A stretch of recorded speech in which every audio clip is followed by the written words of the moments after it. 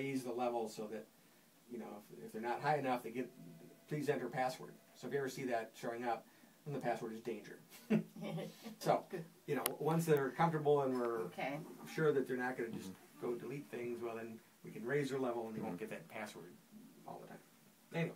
The password actually is danger. Right. I got that. I got that. Yeah. So, yeah. So then, okay, so if this were a new class, you know, we'd enter a title, ESL class type. So we can, again, for certain reports, we want to classify them as an ABE class, right? You know, an ESL class. So the class type is important, right? For other reports. Is this class associated with a program? Okay. In here, it's an ESL civics class.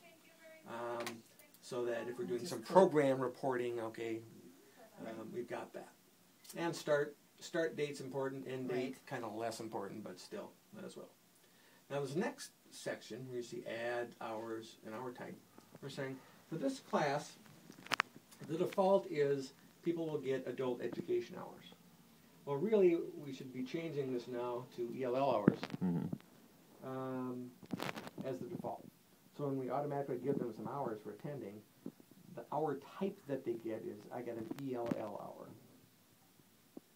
Which means? English language learning hour. So, so this is all new language to me. So. Yeah. ESL versus ESL. Okay, yeah, you ELL. decide to change that. But yeah. You can decide how you want to. It means the same thing. Okay?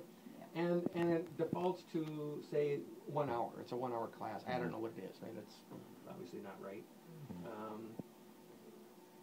Okay, I can't. So it's going to be a 2 hour class, actually. Yeah, so, exactly 2 yeah. hours. So we got to know what, when we set up this class. Right, when we start filling in. What is the default? Setting up the. So you do that.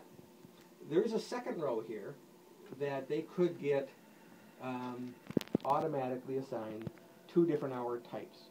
So if it were like a tutoring thing, well, they'd get, you know, like, prep and, okay, that's just as an example. So let's say maybe it was 2 hours of ELL, but it was 0.5 hours of, I don't know,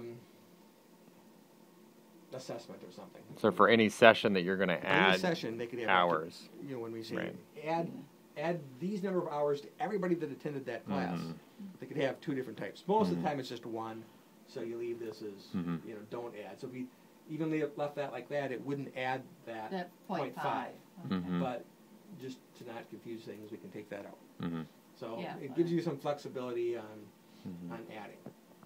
Okay? So now the next step would be, I put in my class, all pertinent class data. Now, who's in it? And now we start, if it were a new one, you know, we'd always be at the bottom. That little asterisk is where you'd enter new people. Okay. Okay, so we could say, you just start typing the last name, and maybe it was something else. So okay, we're done. We could just hit enter, and they would have been entered into that class. Okay, and then that's based on the fact that people have already been entered into the system. That's required. Right. Yeah, so you have to do that. Anything without them in the system. So the first thing that needs to happen with anything before we go to any of these other pieces is making sure right off the bat people are in the system.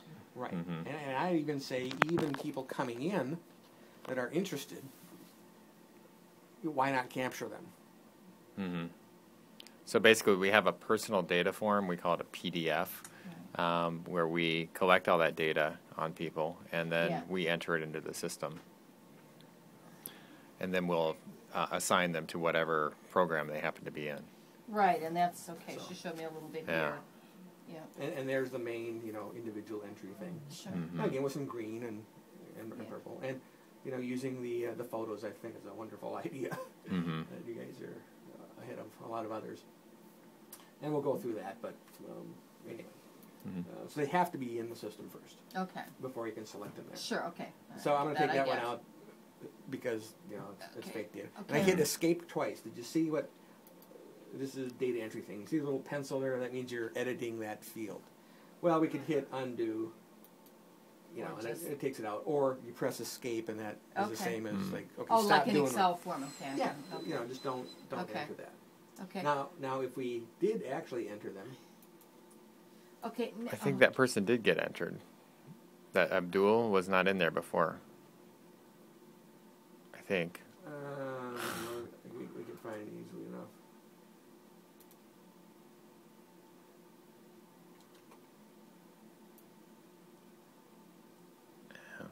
No. Okay. Okay. So how do we delete somebody that was wrong data entry? If you click this delete button at the bottom, these buttons operate on the whole form. Okay. Which means if we do a delete, that The whole whole class form is going to go in. No. well, yeah, the whole class. You lose the class, you lose all the class Yeah, no, members. we don't. Not a good thing. Not to a do. good thing. No. So anytime you're in a subform, we say I want to delete an individual piece of data. You've got to click on the record selector here. Little Arrow. that area on this gray area, Okay. and then press the delete key on the keyboard. And it'll just give you a warning. Are you sure? And we can do it again. And they're gone. Okay. I can't really recover that, once it's deleted besides going to a backup. Right. If we wanted to delete a couple people, we can select. I drag my mouse down, and I hit the delete key and say, "Do you want to delete 3 people?" No, well, we don't want to do that. But Right. okay, so that's how you delete change. If there's some bad information in here, we can just go in and change it, on the keyboard. Okay, so we'll let you. Yeah. And that's all fine. You're editing. Okay. And then likewise, here's all the class attendance data for when they Right. came in and had an hour. Right. So we can see that probably the last, and I'm doing some Axis specific stuff that we'll go over later. But I'm sorting. I can sort fields and find things. But so 9:30 was kind of the last class Right. hour that was in here. We can add something individually here. Say, well, on 9:30, I know that Iris really came, late or something, so I can just add it. And you can just add it right there, as normal. Give her a number of hours and put in the hour type, or change the hour type, whatever. There are some attendance things we could keep track of. Were they late? Did they have an excuse? That's important to some groups. They want to teach responsibility. Sure. So, but it's more data. But do you want it? Do you need it? I Maybe would not. say is that If we're only keeping track of how many hours did they attend and who cares whether they're late or responsible, then don't do it. Yeah. I mean, why would go into what we don't need? Yeah. Right. Some do. If their program is, we will Right. teach you responsibility. Right. We want, and if you're late and are absent 2 times for either a tutorial, or whatever, you're out. You signed a contract, and you're off the list Sure. for 6 months. It gets our attention. So again, not everybody does it. Okay. So say a class is coming up, and we have a class roster back with who attended and how many hours. Now we want to generate. Okay. I'm just again because this is all very foreign to me. What is the difference between this and this? Okay, here are just the members of who's Okay. in the class. Okay, and there's your Here's attendance. Now, the okay, I attendance, can so it's see a it. date, Okay. Mm-hmm. A Okay. person and an hour Okay. and an hour type. Mm-hmm. Okay. So you can see those are things that have already been entered. These have already been entered. Right. Mhm. Right. Okay. The area of the top is for new entry, really. Essentially, that's what you're going to use when you're doing new entry of hours. Yeah. Mm-hmm. Okay. When you said you put new people at the bottom, then at the end when you close it out, save or whatever, does it automatically alphabetize it in? Yeah. Okay, it does. Okay. In this system, So there is then the next time I would open it up, they're gonna be in the right generally order. everything is always automatically saved. There's a save button here. Okay. So if we are doing some things and we have, the pencil or something, Yeah. and you just wanted to make sure, you could hit Right. save, or if you see an underscore, it's Alt S. So if you're a keyboard person and not a mouse person, Yeah. it's for speed of data entry. You can do that. Really, there aren't too many scenarios where you need to save. Once you've changed the